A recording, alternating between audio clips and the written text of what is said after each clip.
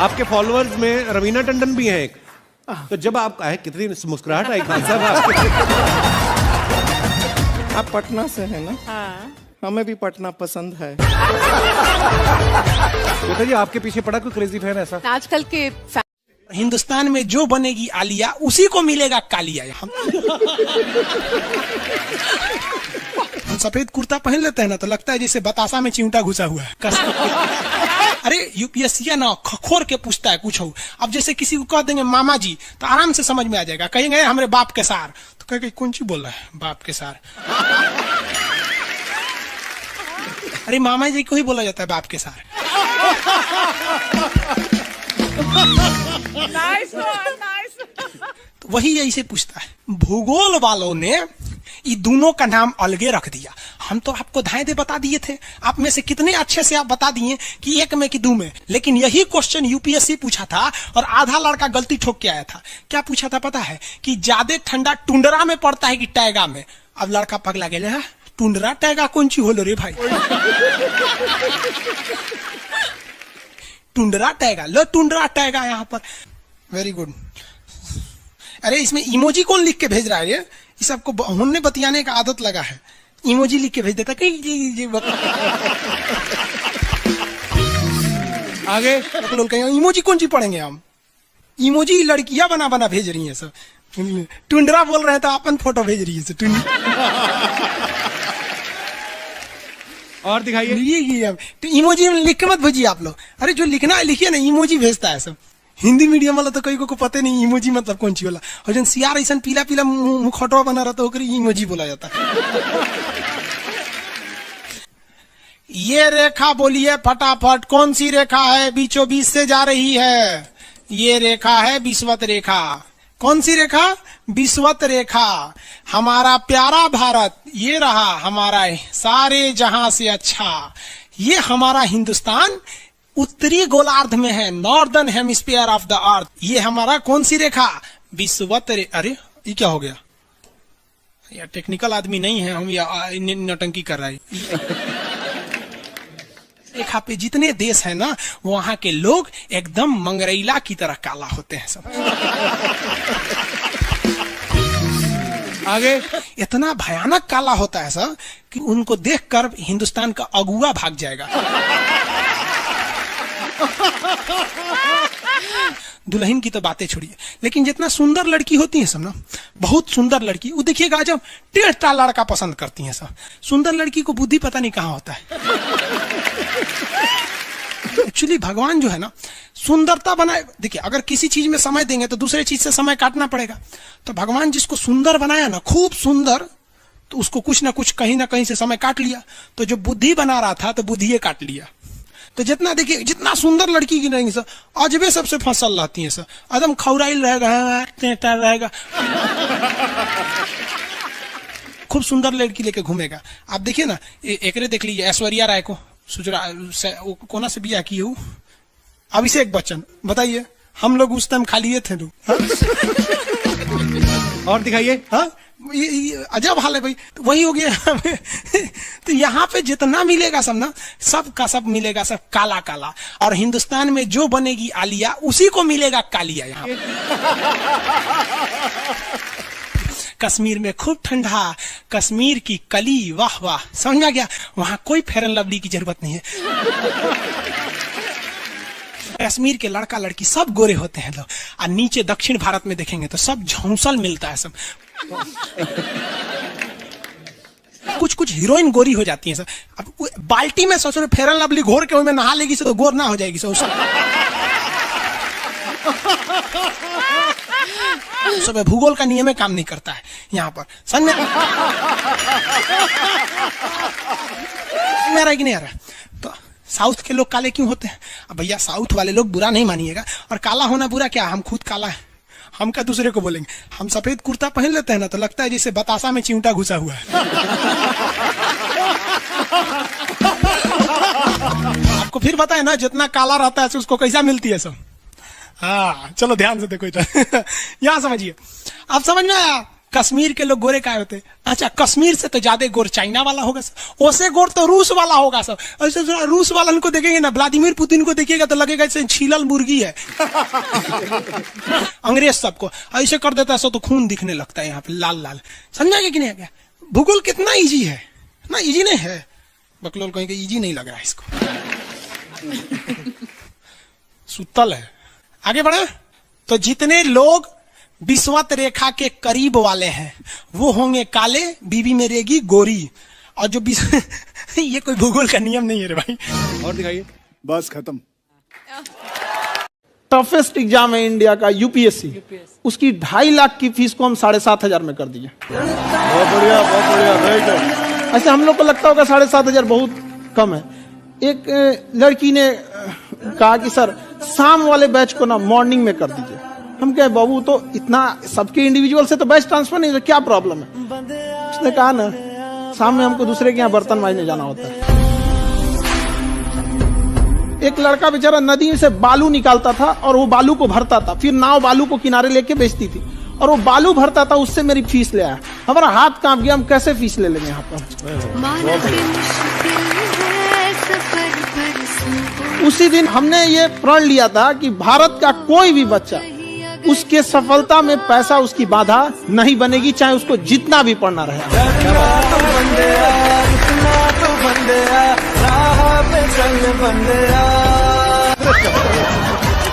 आपके फॉलोअर्स में रवीना टंडन भी हैं एक। तो जब आप आए कितनी मुस्कुराहट आई खान साहब आपके। आप पटना से है ना? हाँ। हमें भी पटना पसंद है। बताइए आपके पीछे पड़ा कोई क्रेजी फैन ऐसा? आजकल के फैंस ये खान सर।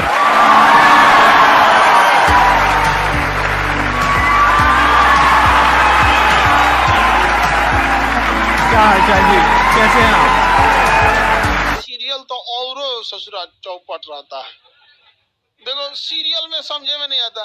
अच्छा एक चीज कभी गौर कियो, सीरियल में ना हीरोइन जो होती है सब, यानी जो उसमें वो लीडिंग कैरेक्टर में होते हैं सब, आदमी सीरियल में झुंझुन्ना रहता है।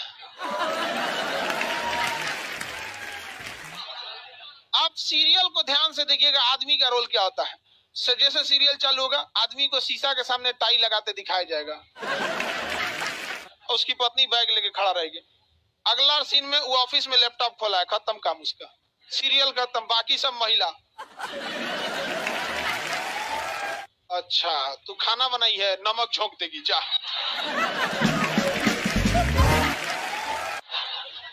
आदमी का काम खत्म, बस लैपटॉप खोलो, टाई लगाओ, खत्म कहानी। बाद में आएगा घरे तो देखेगा वो मम्मी अलगे मुंह फुलाई है, पत्नी अलगे रो रही है, परेशान रहता है। तो सीरियल में तुम तो मेल का कैरेक्टर देखना, बेचारा इसको लिया क्या है, चुपचाप बेचारा एकदम नहीं जाता के बीच में अनाज पिसा जाता है। समझ में आ गया कि नहीं आ गया? सब बेचारा पिसा जाता है यहाँ से। किसी को दिक्कत? आप लोग भी पिसाइएगा। इसलिए डे 1 से आप लोग हमारी बात को याद रखिएगा। डे 1 से पहले दिन से तुम लोग एकदम समझ में आता है। तुम्हारा उम्र कितना है रे अभी? तो तुम बोल दिया। पूरा क्लास का माहौल खराब करके रख दिया। टैडी दे, टैडी दे। चल पीछे घूम, पीछे पीछे उधर।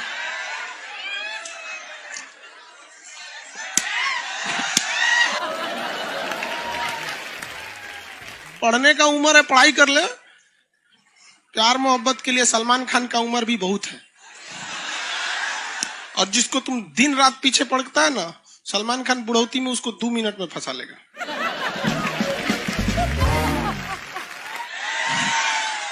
लड़की खूबसूरत हो और लड़का कामयाब हो, प्यार 2 मिनट में हो जाता है। आगे तुम हम लोग को तो याद रखियो भैया, हम बजरंग बली के बहुत बड़का वाला, हमरा से हमने ये सब प्यार मोहब्बत वाला बात, हमारा दिमाग जल जाता है। ये भारत की संस्कृति है बाबू। ये अंग्रेजों के यहाँ वैलेंटाइन डे होता है, जहां हर साल उनके प्यार मोहब्बत बदल जाया करते हैं, अगले साल दूसरे को वो लोग करते हैं। भारत की संस्कृति है, यहाँ एक बार जिनसे प्यार होता है 7 जन्मों का रिश्ता निभाने के लिए 7 फेरे लेते हैं वो लोग। हम अंग्रेजों के लिए नहीं है किसी ओके वहां फादर डे मनाओ कि ओकरा याद ना आता है हमारा फादर कौन है। तुम मम्मी से पूछो, मम्मी 2013 में तुम किसके साथ शादी की थी? ओहो, जॉन डिसूजा, उसके बाद विक्टर। हम बोले ना लड़का के लिए क्या होना जरूरी है, क्या मैं लड़की के लिए अच्छा, लोग बोलते हैं ना प्यार मोहब्बत दिल से होता है, घंटा दिल से होता है।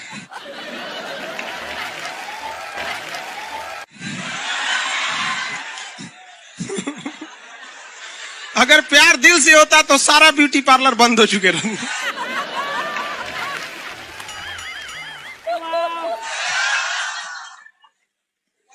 यार यार शादीशुदा लड़की नैहर से ससुराल जाती है तो मेकअप करके जाती है, उसको ही पता है वैल्यू। आगे और चारों ओर घूमने की स्वतंत्रता है, तो इसका मतलब थोड़ी ना कि हर जगह चल जाएंगे क्योंकि बेडरूम में घुस जाइए। कहा रे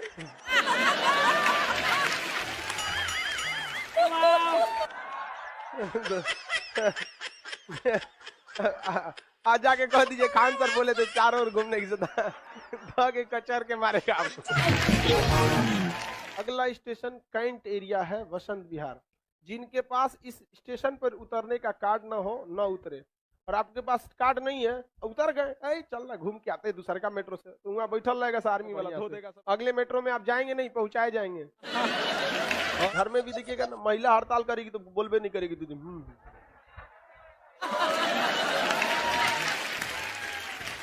सुपनेखा भी तो महिला थी नहीं थी, और हम लोग से ज्यादा चरित्रवान खुद भगवान लक्ष्मण थे। उनको नहीं पता था कि डिसिप्लिन क्या होता है, नकिया काट दिए थे। सुपनेखा का नहीं पता है। देखो लड़कियों की मेमोरी को लोग मजाक उड़ाते हैं, लड़कियों को आज भी वो बात याद है कि सुपनेखा जो प्रपोज की थी तो नाक काट लिया गया। कोई लड़की नहीं करेगी प्रपोज, उसी समय से डरी हुई है। ये डर उनके डीएनए में घुस गया है।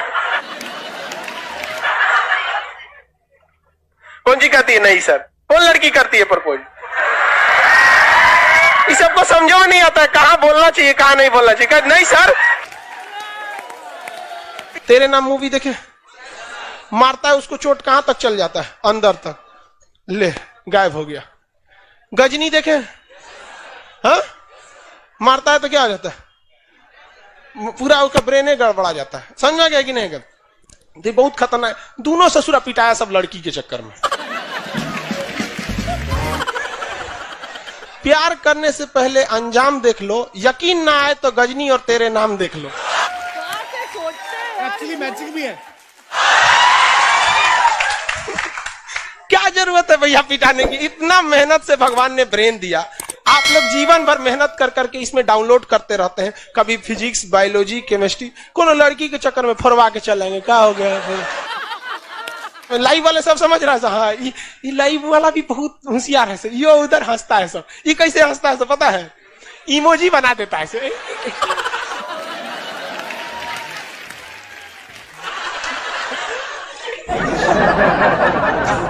डिजिटल इंडिया में भी हंसी नहीं बर्दाश्त होती, गुस्सियाएगा तो लाल रंग का भौकाल बना दी गई।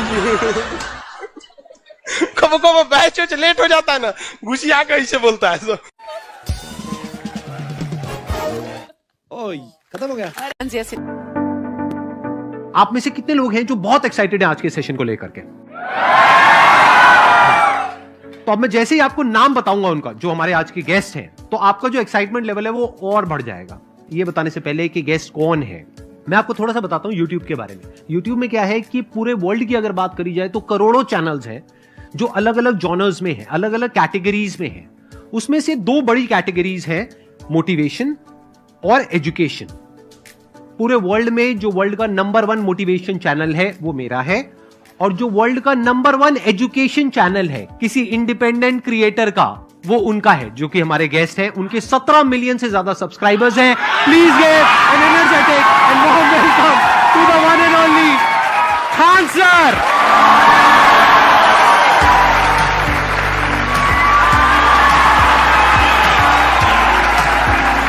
क्या हाल चाल जी, कैसे हैं आप?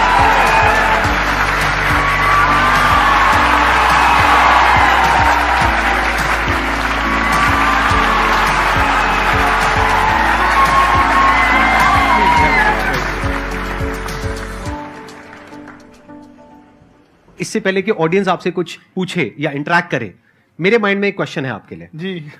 जो बच्चे हैं वो आपके इतने दीवाने क्यों हैं, इतने पागल क्यों हैं आपके पीछे? मतलब मेरे कमेंट सेक्शन में भरा पड़ा था खान सर कब आएंगे, खान सर कब आएंगे। मतलब ऐसा क्या जादू कर दिया आपने बच्चों के ऊपर? ये सवाल हम आपसे भी पूछते हैं, हमारे पे भी इतना कमेंट आया, इतना मेरे तो ऑफिस में लोग चले आए कि सर कब जा रहे हैं। अच्छा।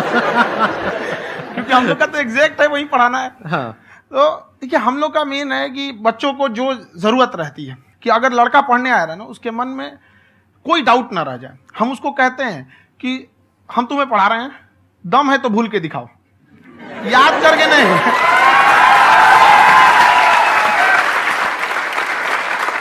प्लस आप जिस प्राइस पॉइंट पे पढ़ा रहे हैं, आई थिंक वो सबसे कम है, वो बहुत ही कम है। सर ये जो फीस का कल्चर है, ये हमारा इंडियन कल्चर नहीं है। हमारा इंडियन कल्चर गुरु दक्षिणा है, उस हिसाब से वो सही है। ऑक्सीजन जैसे जिंदगी के लिए जरूरी है, वैसे एजुकेशन जरूरी है। कोई ये नहीं कह सकता है कि पैसे की वजह से वो खान सर के यहां से लौट गया। क्या बात है।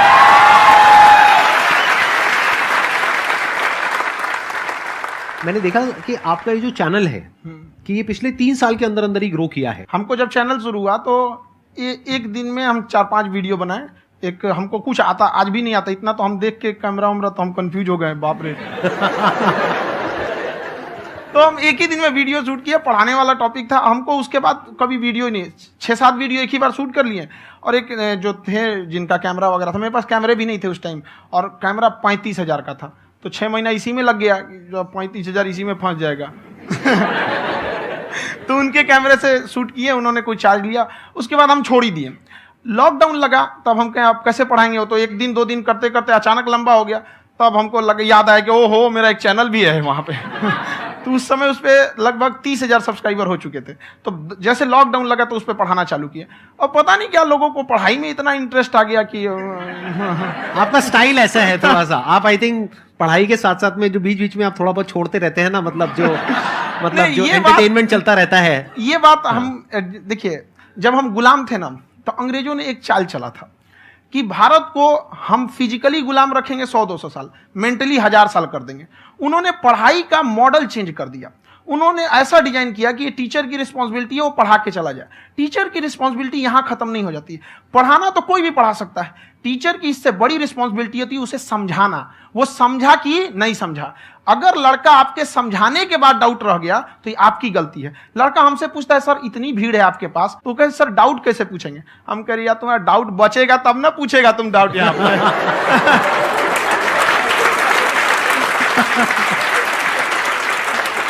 कॉन्फिडेंस नेक्स्ट लेवल है खान सर का, मानना पड़ेगा। और शायद यही वजह है इनकी जो ग्रोथ है उसका।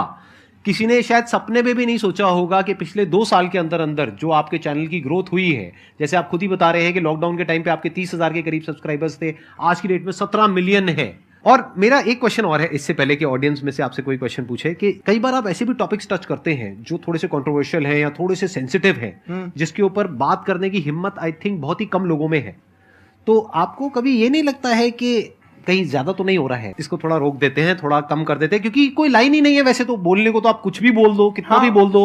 हुई है कंट्रोवर्सी बहुत बार। एक्चुअली बचपन से हमको फौज में जाना था, और फौज वालों के लिए ये सब मायने नहीं रखता। उसको करना है मतलब करना है, तुम सामने कुछ भी रहो, डजंट मैटर।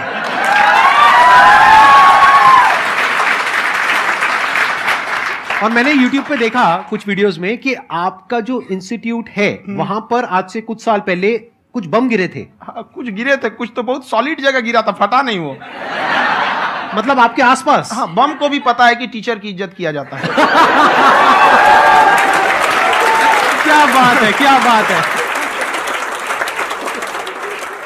मैं समझ पा रहा हूं कि ये आपके अंदर जो एटीट्यूड है ये कहां से आ रहा है, क्योंकि आप बचपन से ही फौज में जाना चाहते थे, तो आप जंग के मैदान में ही खड़े हैं एक तरीके से, बस फर्क यह है कि आपके हाथ में कलम है, हथियार ना हो करके। हथियार से एक आदमी की जान जा सकती है, हाँ। कलम से बहुत ताकत होता है। शिक्षा एक ऐसा हथियार है ना, हर कुरीतियों से लड़ सकता है, हर तरह की समस्याओं से। और ये एक ऐसा हथियार है, मेटल डिटेक्टर में भी नहीं पकड़ाता है।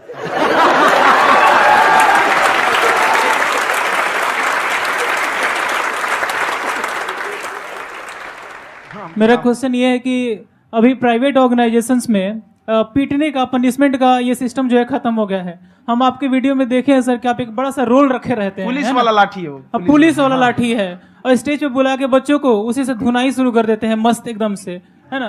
तो सर मतलब कि बच्चे मतलब कि डरते नहीं है आपसे, और इस तरीके से कैसे कनेक्टेड हैं आपसे, है ना? और एक और क्वेश्चन सर, यूपीएससी का जो आप अपना बैच स्टार्ट करने वाले हैं, ठीक है, उसके बारे में बताइए सर, क्योंकि मुझे मतलब कुछ इशू करना है सर, ठीक है? और संदीप सर को देख लिए, मेरा तो वैसे ही हो जाना है।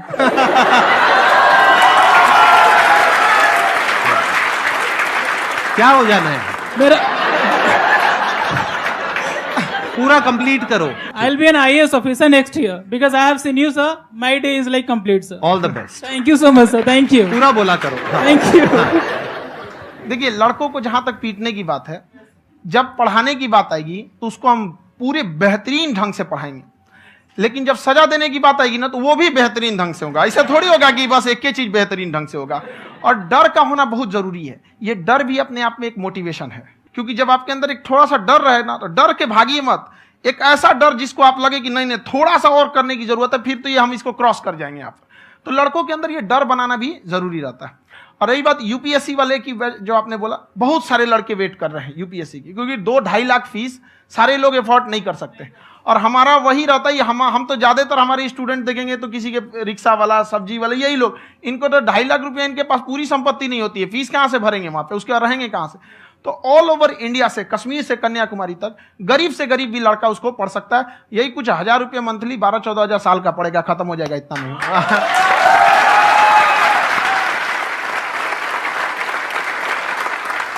ये जो डंडे वाली बात इन्होंने कही, ये सच है? मतलब आप सच में एक डंडा रखते हो? पुलिस का ही है वो। और मारते हो? हाँ, कि मतलब अगर कोई लड़की छेड़ता है या ऐसा कोई भी उल्टा पुल्टा काम पढ़ाई करता लिखाई है, कुछ भी गलती करेंगे तो पिटाएंगे वो यहाँ पे, कैमरे पे, ऑन कैमरा, जैसा भी रहे, कुछ भी पिटाना तो उनको फिक्स है। एक तो कोई मतलब विधायक जी थे, उनके लड़का को पीट दिए, तो चला है दल बल लेके अपना वहां पे। उसने घर पे नहीं बताया था कि सर ने पीटा है, बस बोल दिया कोचिंग में पीटा है। बाद में पता चला हम पीटे हैं, तो उसके पिताजी मेरे सामने और पीटे।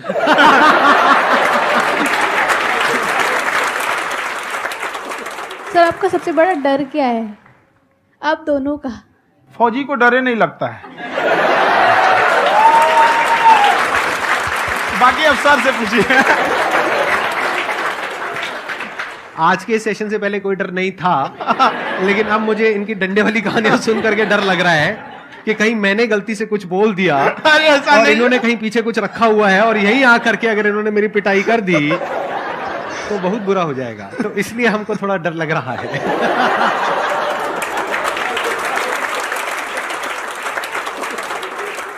आपकी डेली कितने घंटे क्लासेस होती हैं? 6-7 घंटे। अभी भी खुद ही करते हो आप? हाँ, हमारे स्टाफ परेशान रहते हैं। हम 1:30-2 बजे सोते हैं, सुबह 6 बजे उठ जाते हैं, परेशान रहते हैं।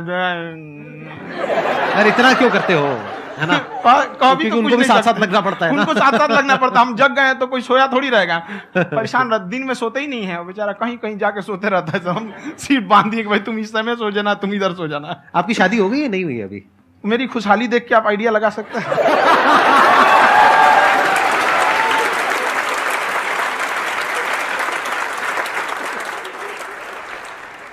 First of all I would like to say sir, thank you so much to you and to your team कि आपने मुझे यहाँ आने का मौका दिया। एंड सर, अब तक मैंने आपको सिर्फ फ़ोन या लैपटॉप में ही देखा है दोनों को, आज फर्स्ट टाइम लाइव देख रही हूँ तो बहुत अच्छा लग रहा है।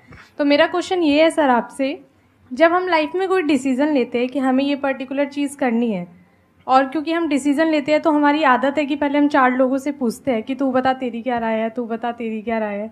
तो उनमें से अगर कोई हमें कह देता है कि ये बेकार डिसीजन है, मत कर, तो हमारा माइंड कहीं ना कहीं डाइवर्ट होने लगता है और उसकी वजह से हम अपना डिसीजन चेंज कर देते हैं। तो मेरा क्वेश्चन ये है कि कैसे हम अपने डिसीजन पे स्टिक रहे, कैसे हम जो दूसरे के ओपिनियन है उनको अफेक्ट ना होने दें अपने ऊपर। दूसरे से सलाह लेने से पहले एक बार खुद उस पर रिसर्च कर लेना चाहिए, ताकि आप सामने वाला क्या सलाह दे रहा है आपको समझ में आना चाहिए। यहाँ पर ऐसा नहीं है कि कई बार ऐसे होते हैं कि दूसरे वाले को एक्सपीरियंस होता है, तो अगर आपको पहले से आइडिया है, उसके बारे में आप बेहतरीन ढंग से रिसर्च किए हैं कि क्या इसमें प्लस पॉइंट है, क्या निगेटिव है, उसके बाद आप किसी से सलाह लेने जाइए। ये नहीं कि मन में सीधा बताओ गड़बड़ा जाएगा। तो वहाँ पे पहले आपको R&D करना पड़ता है, समझ में आया कि नहीं। और जिंदगी हो या गाड़ी, जीतेगा वही जो टाइम पे गियर चेंज कर रहा है। तो डिसीजन चेंज करना बहुत ज्यादा गलत नहीं है।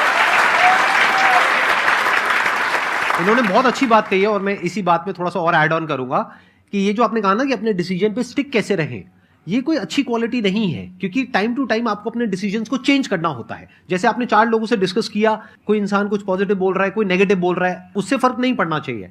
डिपेंड ये करता है कि वो जो बोल रहा है उसका बेसिस क्या है।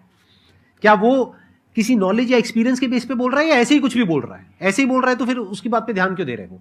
अगर किसी नॉलेज या एक्सपीरियंस के बेस पे बोल रहा है, फिर चाहे वो पॉजिटिव बोल रहा है चाहे नेगेटिव बोल रहा है, दोनों ही मायने रखता है। उसके बाद में रिसर्च करनी है और फिर रिसर्च करने के बाद में फाइनल डिसीजन अपना खुद का होना चाहिए। अब वो डिसीजन उससे अलग भी हो सकता है जो आपने पहले लिया था, और वो सेम भी हो सकता है। सर मेरा क्वेश्चन दोनों से है आपसे, how to deal procrastination and laziness. हमारा ब्रेन है ना, ये बहुत आलसी टाइप का, इसको आराम खोजना पसंद है। अब थोड़ा सा भी अब इसको आराम की ओर लेके चले गए ना तो फिर उधर ही रहेगा। आप सोचेंगे 10 मिनट आराम कर लेते हैं ना, तो 10 मिनट 2 घंटा बना देगा। उसको टॉर्चर कीजिए, चल 10 मिनट बाद में। उसको आप उस पर हावी में, वो कह रहा है कि हमको आराम चाहिए, आपको हाँ आराम मिलेगा, पहले काम फिर मिलेगा आराम। तो आप उसके हिसाब से मत चल। आपका मन कर रहा है थोड़ा सा देख लेते हैं, कोई नोटिफिकेशन आया, आप कोई काम कर रहे हैं, क्यों पहले काम कर लीजिए, बाद में देखिएगा ना नोटिफिकेशन। आप हावी मत होने दीजिए यहाँ पे। अगर आप 5 मिनट भी थोड़ा सा लूज पड़े ना, थोड़ा सा कमर सीधा कर लेते हैं, 2 घंटा बर्बाद कर दिया आपको। हावी मत होने दीजिएगा उसको अपने ऊपर। प्रोक्रेस्टिनेशन को तोड़ने का एक ही तरीका है, सबसे छोटे लेवल पे ले जा करके उस गोल को तोड़ दो। यानी वो गोल बहुत बड़ा है, उसको ब्रेक डाउन करो, उसके सबसे पहले स्टेप पे आ जाओ कि उसको अचीव करने का सबसे पहला स्टेप क्या है। जैसे गाड़ी चलाना सीखना है, उसको सबसे पहला स्टेप क्या है। अगर घर में कोई नहीं है सिखाने वाला या सिखाने वाली, तो बाहर जा करके जो गाड़ी का ड्राइविंग स्कूल है उधर जा करके पैसे दे दो। अब फंस गए ना तो फंसा दो अपने आप को। दिमाग ये लगाओ कि अपने आप को कैसे फंसाया जाए। जब हम फंस जाते हैं ना तो फिर हमको वो काम करना ही पड़ता है। Then there is no looking back. जब तक आप सोच रहे हो तब तक सोच रहे हो, उसको बोलते हैं पैरालिसिस ऑफ एनालिसिस, कि आप सोचते चले जा रहे हो अपने माइंड में, मैं ये करूंगा वो करूंगा वो करूंगा वो करूंगा, और प्रोक्रेस्टिनेट हो रहा है, वो चीज टलती चली जा रही है। तो उसको छोटे से छोटे लेवल पे ब्रेक डाउन करके उसको कर दो, दैट इज नंबर 1। और जैसे ही करना शुरू करते हो, कोशिश करो कि उसको जब तक कि आप सही से नहीं कर लेते हो उसको छोड़ना नहीं है, तो आपकी लेजीनेस भी खत्म हो जाएगी। कई लोगों को तो हमने देखा जो सप्ताह में कुछ भी नहीं करता, वो भी संडे को आराम कर रहा है।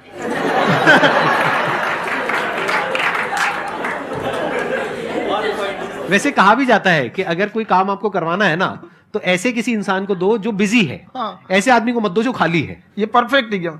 किसी को भी आप देखिएगा जिसको आप कहते हैं कि मतलब थोड़ा ठीक ठाक आप समझते हैं कि नहीं ये बहुत आगे निकल, वो एक काम को खत्म करने के बाद कभी आराम नहीं करेगा। एक काम खत्म हुआ उसको लगेगा हाँ एक खत्म हो गया, अब दूसरा करना चाहिए। और वही जिसको देखिएगा एक खत्म हो गया और आराम करना चाहिए, कभी नहीं, लाइफ में आखिरी सांस तक। सर यहाँ पे सब हिंदी में पूछते हैं, इंग्लिश में पूछते हैं, मैं भोजपुरी में पूछूं? जौन भाषा ठीक लगे तोने में पूछ दो। हाँ सर।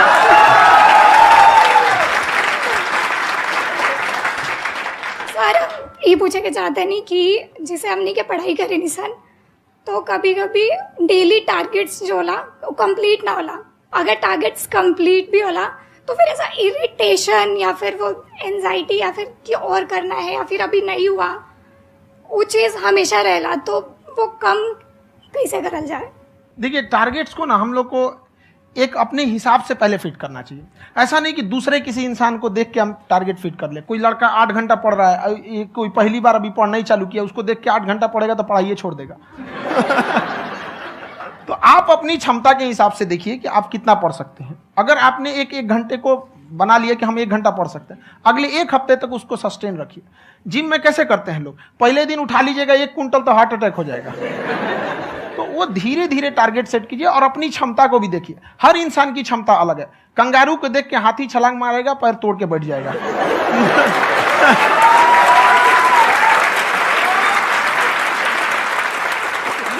अब संदीप सर का मोटिवेशन देख के इसका मतलब क्या कि ट्रेन के आगे खड़ा हो जाएंगे, ढकेल देंगे तुमको। हालांकि ऐसा कर देते हैं, लेकिन ऐसा करिएगा लोग नहीं, क्षमता पता होना चाहिए। आपके अंदर एंजाइटी हो रही है कि मैंने कर तो लिया है, आप ये नहीं कह रहे कि मैंने कुछ भी नहीं किया है फिर मेरे को एंजाइटी हो रही है, आप ये कह रहे हो मैंने काफी कुछ कर लिया है फिर भी एंजाइटी हो रही है कि कहीं कुछ छूट तो नहीं गया है। तो बेसिकली आपको ये देखना है कि अगर आपके अंदर ये एंजाइटी हो रही है, that means you are a very good student, आप एक अच्छे स्टूडेंट हो। क्यों? क्योंकि बहुत सारे स्टूडेंट्स तो ऐसे हैं उनको पढ़ने के नाम से एंजाइटी होती है। तो आपको एंजाइटी हो रही है कि मैंने पढ़ लिया, दिन में मानो 8 घंटे का आपने टारगेट सेट किया और 6 घंटे पढ़ लिया, या मान लो 8 घंटे भी पढ़ लिया, फिर भी एंजाइटी हो रही है कि मैंने 10 घंटे नहीं पढ़ा। तो ये तो अच्छी क्वालिटी है ना, ये तो एक ब्रिलियंट स्टूडेंट की क्वालिटी है, क्योंकि एंजाइटी उसी को होती है जो केयर करता है, जिसको परवाह है, उसी की तो एंजाइटी होती है। जैसे माँ को अपने बच्चे की, जैसे एक माँ को अपने बच्चे के, जैसे एक माँ को अपने बच्चे को लेकर के एंजाइटी होती है। हंस लो मजाक उड़ा लो मेरा। कोई बात नहीं, एडिट कर देंगे इसको हम। हाँ।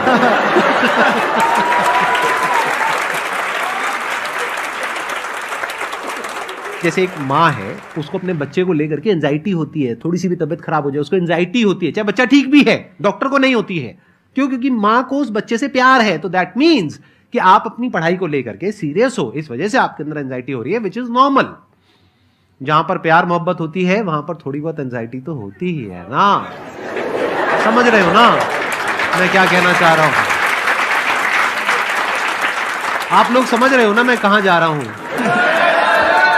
जब वो किसी और से बात करती है तो एंजाइटी होती है ना।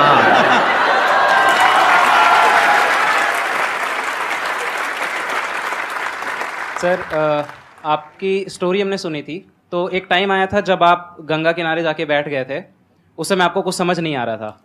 तो उस समय मतलब आपने ये डिसीजन कैसे लिया कि अब आगे नहीं, यहाँ से वापस जाना है? रास्ता ही नहीं था। घर जाने के लिए एटलीस्ट 90 रुपए चाहिए थे, जेब में 40 रुपए थे, कैसे घर जाते हैं? और हम गंगा के किनारे चुपचाप बैठे बैठे हम कहें कि अब बहुत टेंशन हो गया, अब घर जाना चाहिए। रूम पे, तो किराए के रूम पे ही आदमी सारे लोग रहते। गए वहाँ पे तो रूम लॉक हो गया था, तुम खटखटाए तो ऊपर से गुस्सा से बोले जो ऑनर थे, क्या टाइम हो गया है? तुम कहे 9-10 बज रहा होगा। घड़ी देखिए तो 2 बज रहा था रात का, 2-2:30 बज गया था वहाँ। टेंशन में आप तो होता है, कई बार ऐसा समय आएगा कि लगेगा जैसे अब कुछ नहीं हो सकता है। तो इससे घबराना नहीं है, कभी कभी गुच्छे की आखिरी चाबी भी ताला खोल देती है। जो बातें आपने बताई कि घर में प्रॉब्लम्स ये तो बहुत लोगों ने फेस करी वहां पर, आप अकेले नहीं है, बहुत लोगों ने ये प्रॉब्लम्स फेस करी, बहुत तरह की प्रॉब्लम्स देखी, बहुत तरह की स्ट्रगल्स देखी, लेकिन वो सब इतने कामयाब नहीं हो पाए जितने कि आप हुए। तो आपके अंदर ऐसा कुछ ना कुछ है जो औरों के अंदर नहीं है। तो वो मैं जानना चाह रहा हूं कि वो ऐसा क्या था जहां से कि आपका दिमाग यहां तक सोच पा रहा है कि मैं पूरे इंडिया में इतने बड़े लेवल का चेंज लेकर के आ सकता हूं, एजुकेशन फील्ड में रेवोल्यूशन लेकर के आ सकता हूं। ये सोचना ही बहुत लोगों के बस का नहीं है। मेरी एक खुद की थिंकिंग, अगर हमको कोई 100 रुपए किसी काम के लिए दिया, हम सबसे यही कहते हैं, तो हम कोशिश करते हैं उसे 200 का रिटर्न दे। अगर कोई हमसे 200 रुपया फीस दे रहा है, 250 दे रहा है, तो हम उसको ये कोशिश करते हैं कि तुम्हें ऐसा लगे कि नहीं भैया हमने 10-20 हज़ार का पढ़ लिया यहाँ पर। वो ईमानदारी से कभी कमी नहीं। और हमेशा अगर हम प्रॉमिस X का करते हैं तो डिलीवर 4X करना चाहते हैं। ध्यान से सुनना और ध्यान से समझना इस फर्क को, अगर आप समझ पाए तो बहुत आगे जाओगे लाइफ में। एक वो होते हैं जो ये सोचते हैं कि हमें सब कुछ मिल जाए, हमें कुछ भी करना ना पड़े। दूसरी कैटेगरी होती है लोगों की जिनको जितना मिलता है उसमें भी चोरी चकारी करते हैं या कोशिश करते हैं कि उससे कम दे सामने वाले को जितना कि हमें मिल रहा है। तीसरी कैटेगरी होती है लोगों की, जो इनके जैसे लोग होते हैं, वो क्या करते हैं, वो ये सोचते हैं कि अगर मैंने किसी से 1 रुपए भी लिया, देखा जाए तो 200-250 रुपए कुछ भी नहीं होता है, 200-250 रुपए अगर मैंने लिया तो कैसे उसको 400 रुपए की वैल्यू दूं। ये जो थिंकिंग है ना, यही एक फर्क होता है एक ऐसे इंसान में जो बहुत आगे निकल जाता है और उस इंसान में जो मीडियोकर रह जाता है। आप अपने आप को अपने आप के ऊपर समय दीजिए, उसको डेवलप कीजिए। जब आप अपने आप के ऊपर खर्च करते हैं तो आने वाले समय में लोग गूगल पे आपको सर्च करते हैं। क्या बात है सर, ये आपने अभी बनाया है या ये कोई पुराना आपका वो है? बनते रहता है, इसे फ्लो में बन जाता है। आपके अंदर ना सर एक कवि छुपा हुआ है कहीं ना कहीं जो बाहर आना चाहता है। कभी ना कभी आपने सोचा होगा कुछ? कभी कभी देखिए, एक चीज है, संगत का बहुत अच्छा असर पड़ता है। ये चीज को हमेशा, संगति का मतलब लोग हल्के में ले लेते हैं। संगति का मतलब होता है संग संग गति। तो अच्छे लोग के साथ रहेंगे तो संग संग अच्छी गति होती जाएगी, खराब में रहेंगे तो ये भी होता है। बट अपने आप को थोड़ा सोचना चाहिए कि हम केवल जी के मर जाएं इसके लिए नहीं आए हैं। लोग कहते हैं कि सर नाम क्यों नहीं बताते अपना। हमारी एक ही सोच है कि जाने के बाद इस दुनिया से हमको मतलब एक चीज देना चाहते हैं स्टूडेंट्स को कि वो याद करें कि इस पैसे की भाग दौड़ की दुनिया में हर कोई दोनों हाथ से लूटने में लगा है, खाली हाथ जाने के लिए, ये सबको लगा है। तो हर कोई को ये सोचना चाहिए कि था कोई इंसान जो इतने कम फीस में इतनी शिक्षा जो महंगी थी, जो कमाने का रास्ता था, उसको भी एकदम कंपटीशन इतना कर दिया कि अब लोगों को अपनी फीस बढ़ाने में डर लगता है कि अरे यार, लड़का कमेंट करता है कि खान सर इतना ले रहे हैं, आप बहुत बड़ा टीचर हो गए।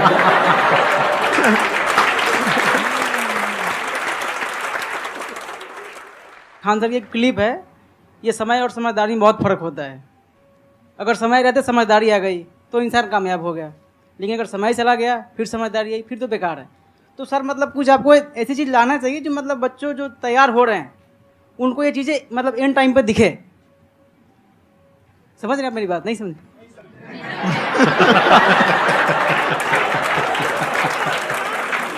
यही होता है सर, सर का मोटिवेशन ज्यादा हो जाता है। जब आप स्ट्रगलिंग फेज में हैं तो कम से कम चीजों को अपने ऊपर खर्च कीजिए, ज्यादा से ज्यादा सीखने में खर्च कीजिए। अगर आपको राजा बनने का शौक है तो गुलाम की तरह मेहनत करना सीखिए, तब राजा बनेंगे।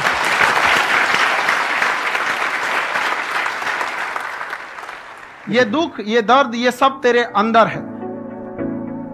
तू अपने बनाए इस पिजड़े से बाहर निकल के देख, तू अपने आप में एक सिकंदर है।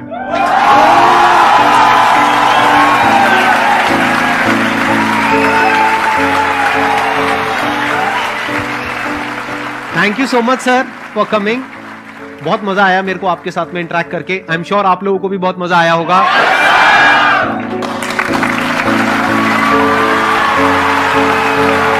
Thank you so much ji.